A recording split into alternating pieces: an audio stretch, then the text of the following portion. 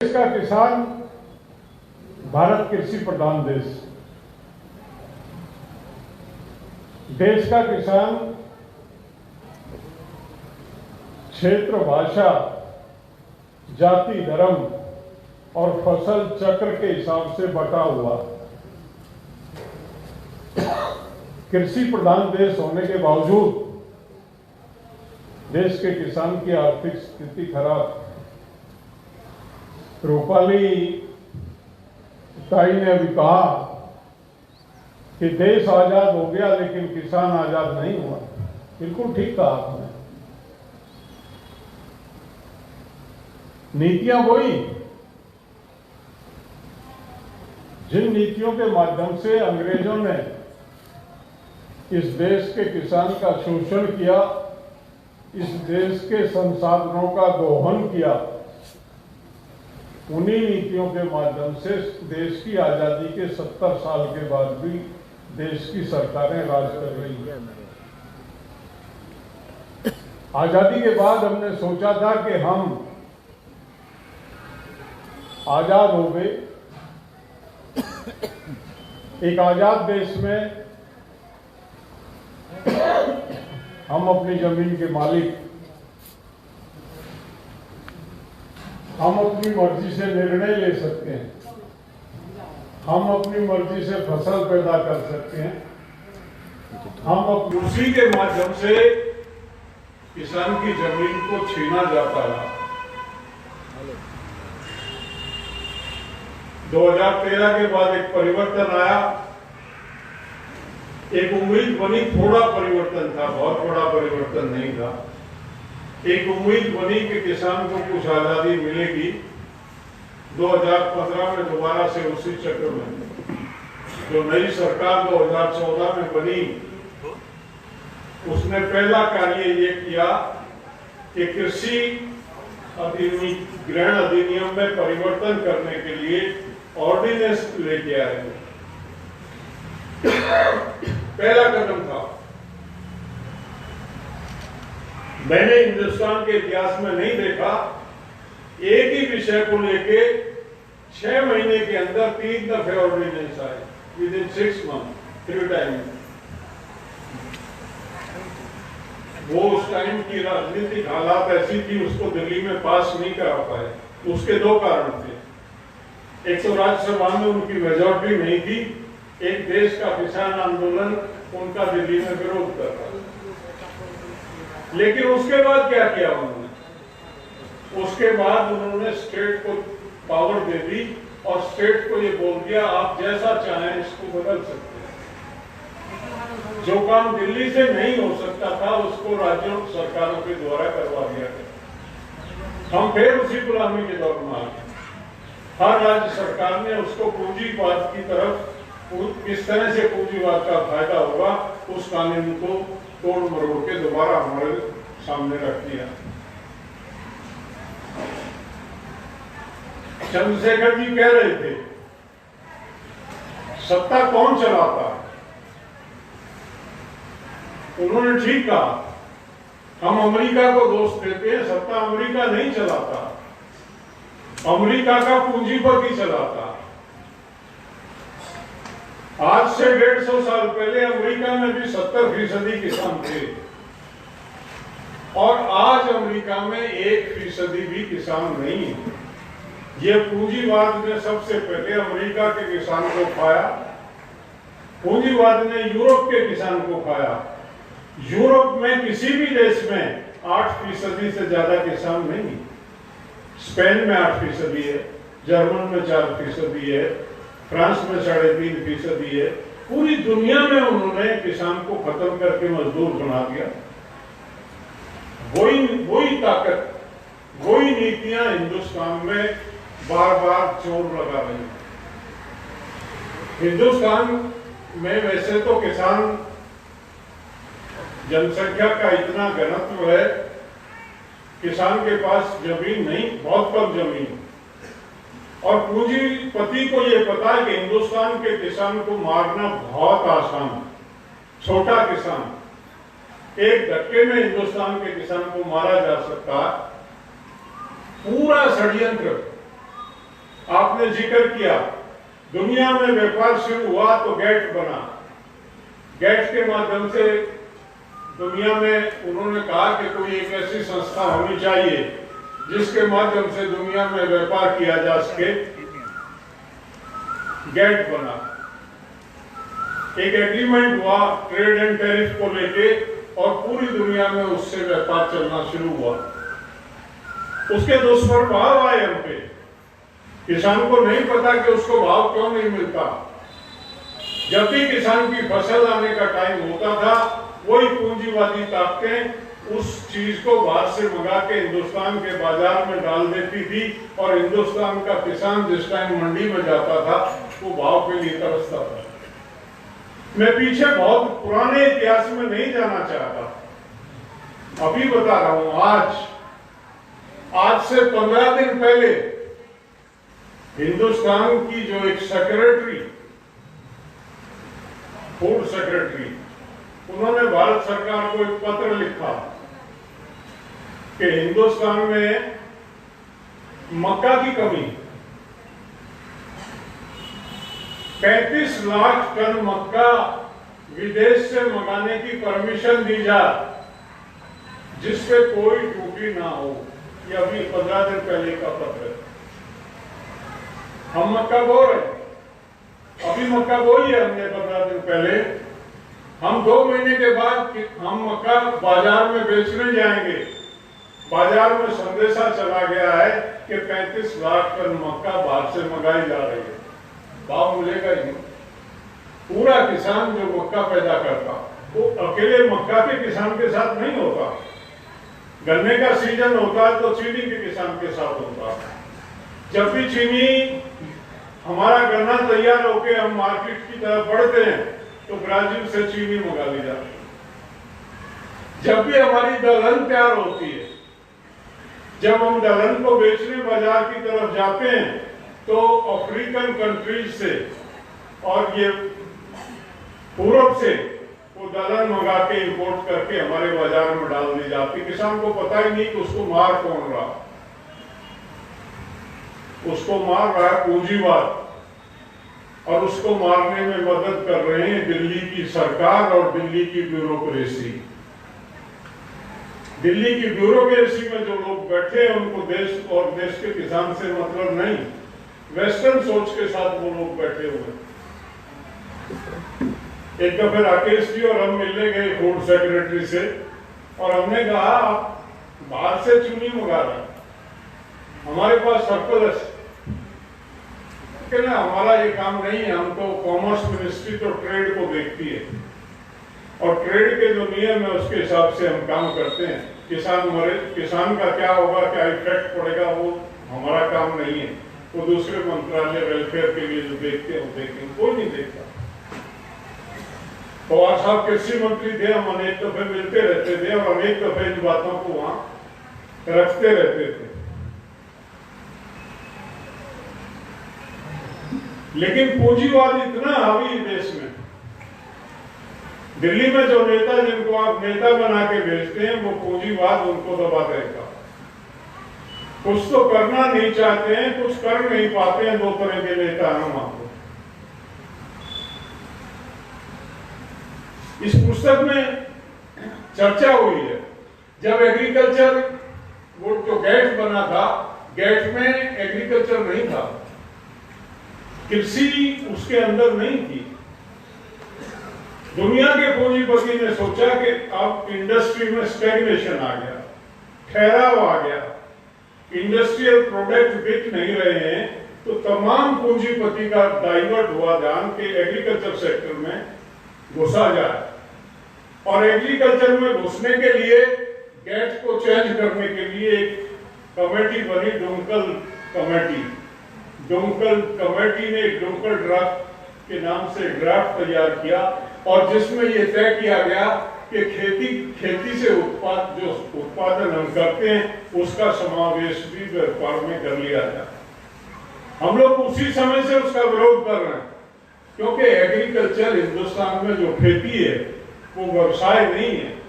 Agriculture is the culture of the people. ये हमारी culture है। इसके माध्यम से हम सर्वाइव करते हैं, छोटे छोटे बेच के टुकड़ों से हम अपने परिवार को चलाते हैं, हम इसको इंजॉय करते हैं, व्यवसाय में नहीं लेते हैं, इसको इंजॉय करते हैं, इसके साथ अपना जीवन यापन करते हैं और हम इसको व्यापार में शामिल नहीं होने देंगे। हमारे संगठन ने उसी तरह इसका विरोध करना शुरू किया और उस समय से लेकर आज तक हम इसका विरोध कर रहे हैं।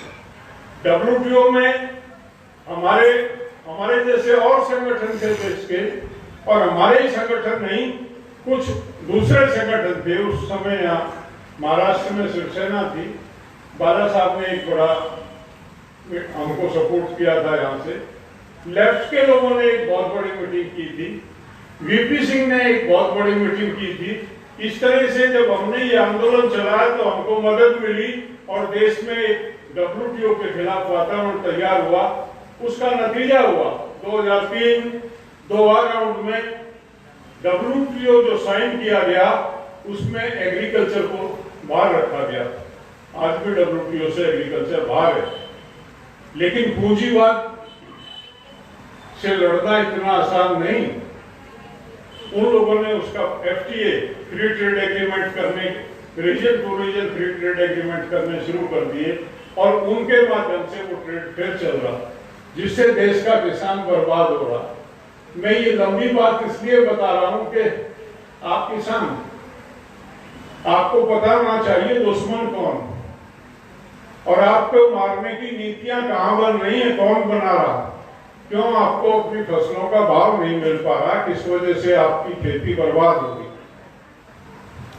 किसी जमाने में कहावत थी, उत्तम खेती मध्यम वर्ण, नीच चाकरी बीच समान। तो ये सारा था, आज सबसे नीचे दर्जा कृषि का आ गया, खेती का आ गया। किसान को दीनहीन बना दिया। किसान एक जो मजदूर, उसके बराबर भी किसान को खेती बचत में ही नहीं, खेती तो टोटल कर्जे में। मैं कल चंद्रशेखर जी से बात कर रहा था, ग्रीन रेवोल्यूशन आया 65-66 में। ग्रीन रेवोल्यूशन से पहले गांव में किसी व्यक्ति का बैंक में खाता नहीं होता था, गांव में बैंक भी नहीं होते थे, अकाउंट भी नहीं होता था, और बैंक में अकाउंट नहीं था तो कर्जा भी इतना ज्यादा नहीं होता था। आदमी अपने सीमित साधनों से अपना गुजारा करता था।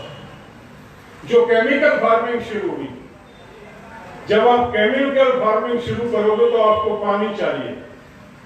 जिस खेती में केमिकल का इस्तेमाल होता है वो बिना सिंचाई के नहीं होती। आप बारानी खेती कर सकते हैं, बशर्ते आप केमिकल का इस्तेमाल ना करें। अगर आप केमिकल का इस्तेमाल करेंगे तो पानी चाहिए ही चाहिएगा। किसान ने केमिकल का इस्तेमाल करना शुरू किया। केमिकल का इस्तेमाल शुरू किया तो किसान ने कुएं बनाने शुरू किए, किसान ने ट्यूबवेल लगाने शुरू किए, किसान ने पंपिंग सेट लगाए, क्योंकि देश में एक वातावरण बना के उत्पादन बढ़ाया जाए। ग्रीन रेवोल्यूशन आया, आपने उत्पादन को बढ़ा दिया, आपने देश को खाद्यान्न में आत्मनिर्भर कर दिया, देश के भंडार आपने अनाज से भर दिए। नतीजा क्या हुआ? आपने ट्यूबवेल लगाने के लिए कर्जा लिया, आपने खाद खरीदने के लिए कर्जा लिया, आपने दवाई खरीदने के लिए कर्जा लिया, और कंपनियां बाजार में आ गई, आपने बीज खरीदने के लिए कर्जा लिया।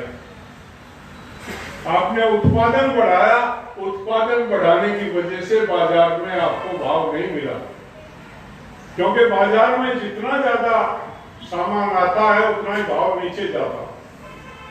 ज्यादा पैदा करने वाले को कभी ज्यादा पैसा नहीं मिलता, जो ज्यादा पैदा करेगा उसका बाजार गिरेगा। वही किसान के साथ हुआ। किसान दिन प्रतिदिन कर्जे में डूबता चला गया। आज हालात ये हैं, हर किसान का बैंक में अकाउंट है, छोटे छोटे गांवों में बैंक की शाखाएं, लेकिन किसी अकाउंट में पैसा जमा नहीं है, हर अकाउंट में कर्जे की रकम चढ़ी हुई है। देश में 4.5 लाख आत्महत्याएं पिछले 25 साल में हुई। 4.5 लाख, जिसमें बड़ा हिस्सा महाराष्ट्र का है, जिसमें बड़ा हिस्सा महाराष्ट्र का है, बहुत ही दुखद, बहुत ही सोचने की है। और दिल्ली के नेताओं को कोई परवाह इसकी नहीं। महाराष्ट्र के एक नेता ने तो बयान दिया था, प्रेम प्रसंग में फेल होने की वजह से किसान आत्महत्या करता। एक नेता ने यह बयान दिया था कि किसान, उसका कर्जा माफ हो जाएगा, इसलिए आत्महत्या कर रहा। किसी ने ये नहीं कहा कि किसान कर्जे की वजह से। किसान स्वाभिमानी है। किसान के सम्मान को जब चोट लगती है, उसके घर पे बैंक या साहूकार का नोटिस आता, वो उस बेइज्जती को सहन नहीं कर पाता और उस बेइज्जती से बचने के लिए आत्महत्या करता। एक आदमी ने भी नहीं कहा मजाक और उपहास उड़ाया किसान का। ये सोच है हमारे नेताओं। हमने उन नेताओं को कहा था, तुम्हारी सरकार को लाख रुपया देती है किसान की आत्महत्या पे, हम तुझे 1 करोड़ रुपया देंगे, तू आत्महत्या करा के दिखा दे, तेरी फैमिली को एडवांस टैक्स दे देंगे। मजाक करते हैं, गंभीर नहीं है। इस सरकार के आने के बाद एक रिपोर्ट तैयार हुई है, 55 लाख करोड़ रुपया एमएसपी पे कम दिया गया। जो हमारी कीमत होनी चाहिए थी, उससे 55 लाख करोड़ रुपया हमको कम दिया गया। दिल्ली की सरकार दावा करती है कि हम किसान सम्मान निधि देते हैं। 2019 में शुरू की थी, एक राजनीतिक स्टंट है। हमने अनेक दफे कहा है, तुम हमारे 55 लाख करोड़ रुपए के कर्जदार हो, जितना तुमको दिया ब्याज समेत अपना काट के बाकी पैसा हमको दे दो, हमको कोई सम्मान निधि नहीं चाहिए। हम भिखारी नहीं है, हमको हमारा अधिकार चाहिए, हमको अपनी फसलों की कीमतें चाहिए। आज हम लड़ रहे हैं, हम कह रहे हैं मिनिमम एमएसपी। एमएसपी यानी कि मिनिमम सपोर्ट प्राइस, न्यूनतम समर्थन मूल्य। देखिए अन्नदाता की पोजीशन, देखिए अन्नदाता कितना कमजोर महसूस कर रहा। अन्नदाता याचक बन गया, अन्नदाता भिक्षा मांग रहा कि मुझे कम से कम दे दिया जाए। क्यों? मैंने मेहनत की, मेरा परिवार, मैं इस देश का भूख मिटाने का काम करता हूं, मिनिमम क्यों दिया जाए? मुझे मेरी लागत का लाभकारी मूल्य दिया जाए। मांग तो ये होनी चाहिए, लेकिन विडंबना, इतना निराश हो गया सरकार से, किसान वो लागत पे लाभकारी मूल्य नहीं मांग रहा, वो मिनिमम मांग रहा, और सरकार उसको देने के लिए तैयार नहीं। ये सरकार जो आज दिल्ली में 2014 के इलेक्शन मैनिफेस्टो में इन्होंने कहा था, अगर हमारी सरकार बनेगी तो हम C2+50, प्रोफेसर स्वामीनाथन की रिकमेंडेशन थी, C2+50 के हिसाब से किसान की कीमतें तय की जाए। और इस सरकार ने अपने मैनिफेस्टो में वादा किया था कि हमारी सरकार बनेगी तो हम C2+50 के हिसाब से किसान की कीमतें तय करेंगे। 2015 में इन्होंने सुप्रीम कोर्ट में एक एफिडेविट दिया, और उस एफिडेविट में इस सरकार ने यह कहा कि हम C2+50 नहीं दे सकते। C2+50 देंगे तो देश बर्बाद हो जाएगा।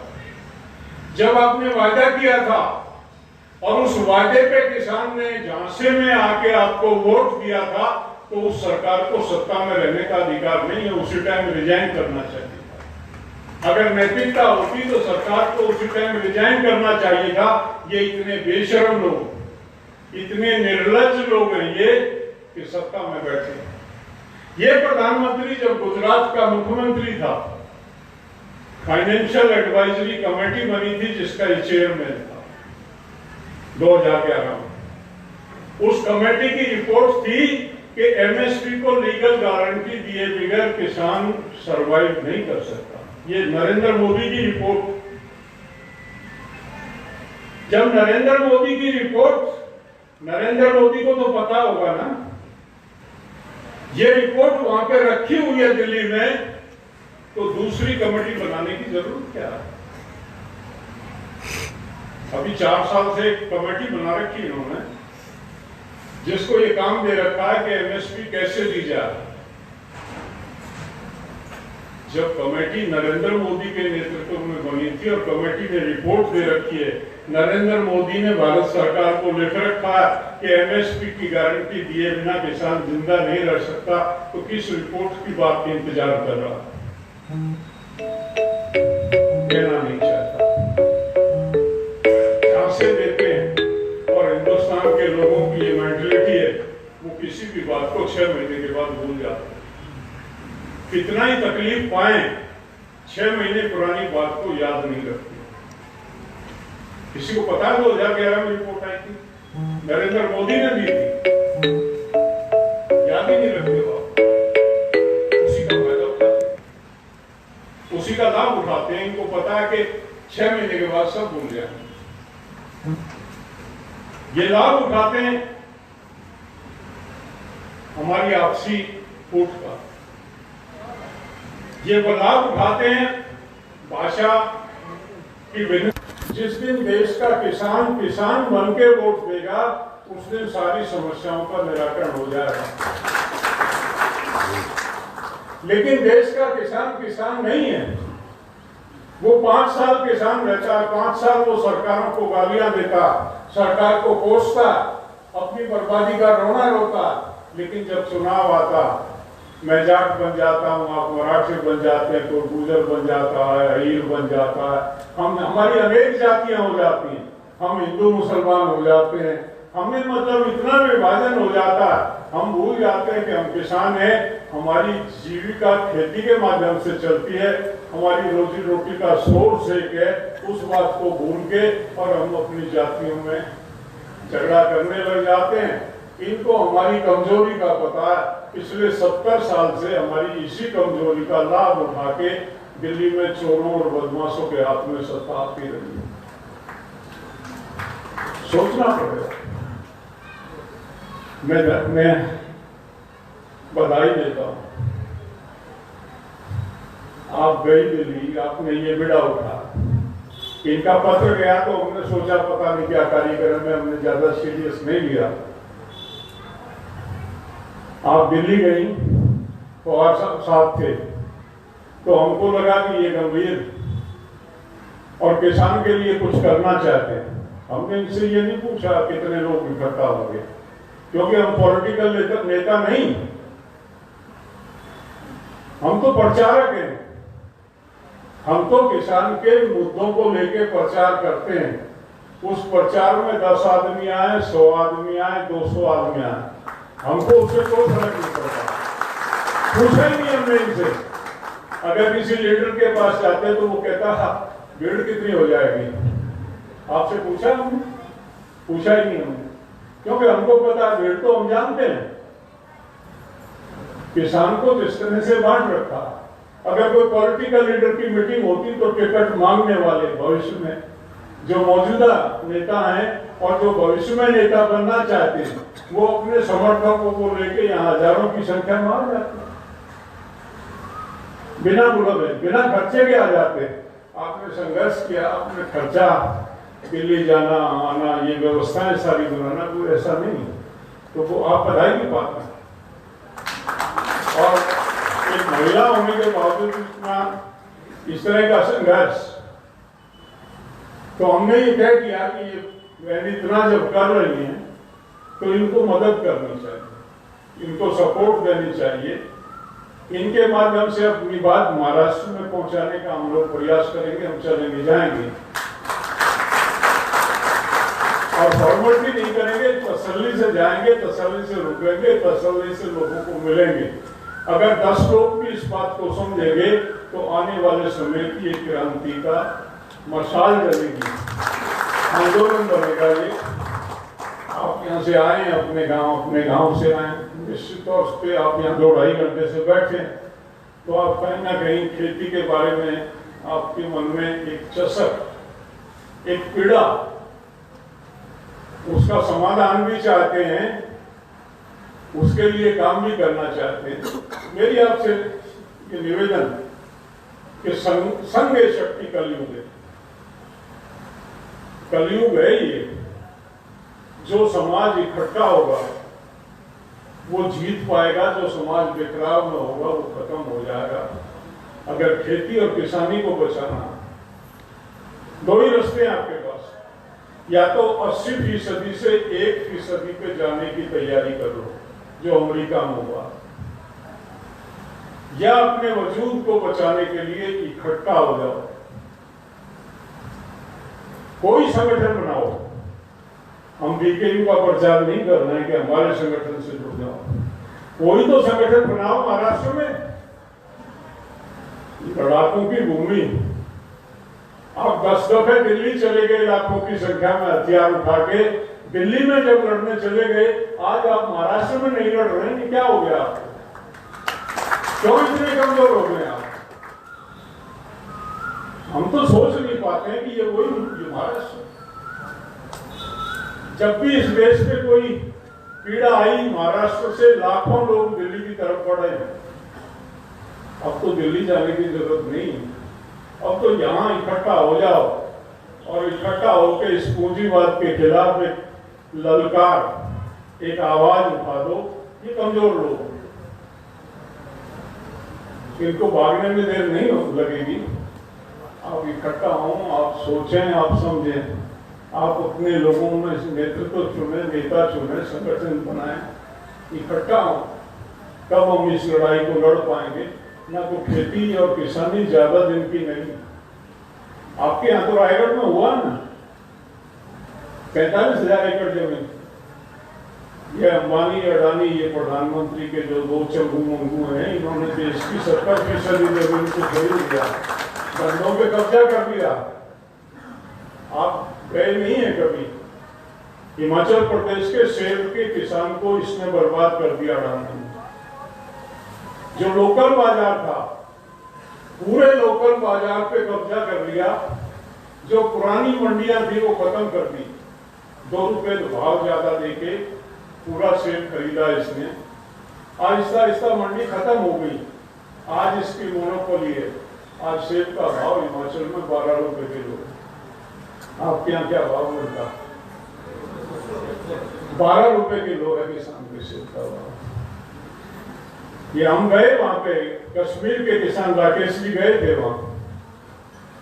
कितने कर 2,500 करोड़ का नुकसान किसान को कराया इन्होंने। ट्रकों को, जो ट्रक गए थे सेब भरने, उनको किसान तक पहुंचने नहीं दिया, उनको रास्ते में पुलिस के माध्यम से रुकवा दिया, क्योंकि मोदी साहब इनके हुक्म पे काम करते हैं। जो ये हुक्म दे देते हैं सरकार, दिल्ली की सरकार वैसे ही नाचती है। इन्होंने पैसा लगाया। मैं चौचरण सिंह के साथ, मैंने बताया, मैं रहा हूं। चौचरण सिंह जब सत्ता में पीक पे थे तो एक बहुत बड़े बिजनेसमैन देश के पास आए और वो कहने लगे, चौर साहब आप जैसे व्यक्ति को अगर देश की सत्ता मिल जाए तो आप गरीब और किसान का भला कर सकते हैं, मैं आपकी मदद करना चाहता हूं। आपको जितना पैसा चाहिए मैं लगाऊंगा, बिना पैसे राजनीति नहीं होती है। चौर साहब ने कहा, मैं पूंजीपति से पैसा नहीं लेता, मैं किसान से ही 1-1, 2-2 रुपए इकट्ठा करके अपनी राजनीति करता हूं। मैंने नियम बनाया कि मैं पूंजीपति से पैसा नहीं लूंगा। उसने ये कहा, चौधरी साहब मैं आपको लिख के देता हूं, मैं आपको लिख के देता हूं कि जीवन में कभी आपके पास मैं काम कराने के लिए नहीं आऊंगा। चौधरी साहब ने कहा, आपको आने की जरूरत नहीं पड़ेगी। आपसे जुड़ी हुई जब कोई फाइल मेरे पास आएगी तो मेरी कलम निर्णय कर ही नहीं पाएगी, क्योंकि मैंने आपसे पैसा ले रखा, डोनेशन ले रखा।